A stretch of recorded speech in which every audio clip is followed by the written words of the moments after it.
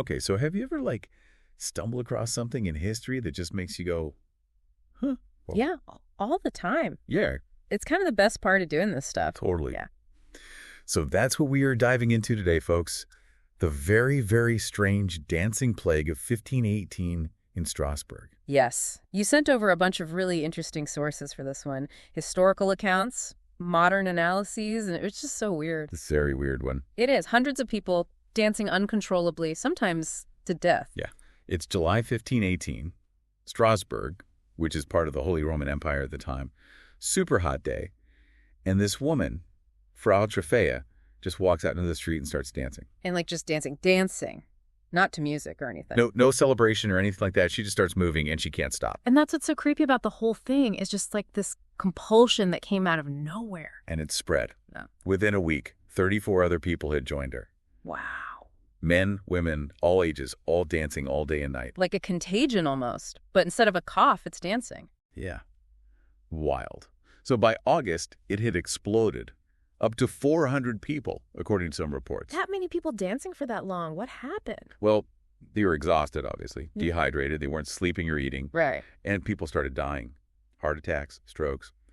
One physician, Paracelsus, he said that 15 people were dying per day at the peak. Oh, my God. So what did the town do? Well, first, they called the doctors and the clergy. They had no idea what else to do. Of course. So doctors came up with this idea of hot blood, basically an imbalance of bodily fluids. Okay, medieval medicine. Right. And their solution was even more dancing. What? Yeah. They thought if they encouraged the dancing, it would purge the hot blood. So they just made it worse. But way worse. They built a stage, hired musicians, and of course it only made more people start dancing. So then the church stepped in. Of course. They said it was a curse from St. Vitus, the patron saint of dancers, ironically. Oh, the irony. Yeah. So they banned music, ordered people to pray, tried exorcisms. Try everything. They even tried taking some of the dancers to a shrine dedicated to St. Vitus up in the mountains. How'd that go? Not great. Some people died on the way there. Ugh. So did it ever end? By September, it kind of just fizzled out.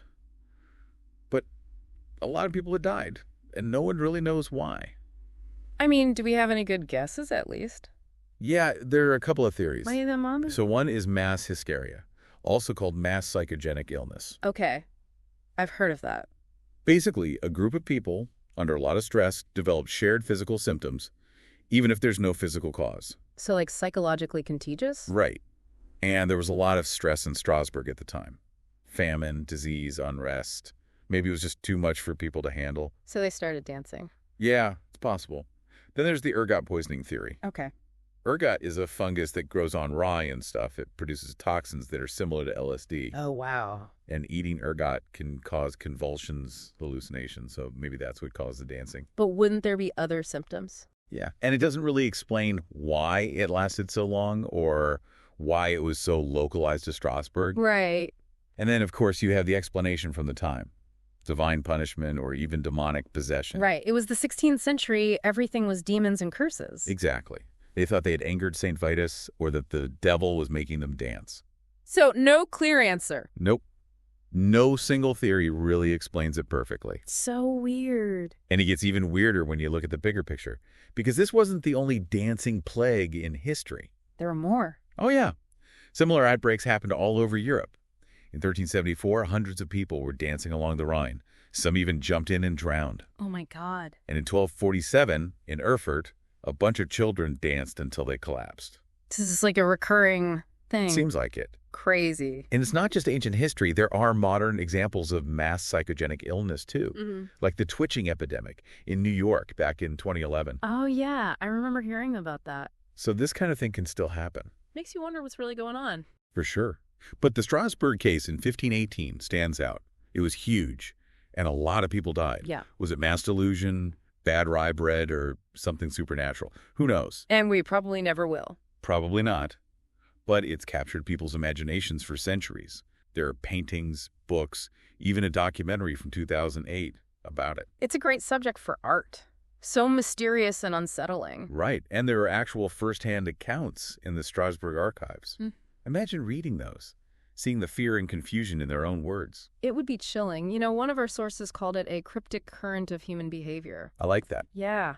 It shows how fear and belief can lead to these crazy events. It's almost a warning, isn't it? About what can happen when a society breaks down. Yeah, or maybe it is a curse. We still don't really know. Exactly. 500 years later, it's still a mystery. A macabre spectacle that we're still trying to figure out. Totally. And it makes you think, what other strange events in history might have similar explanations that we just haven't figured out yet? Yeah, I bet there are more than we realize. Lots to think about, huh?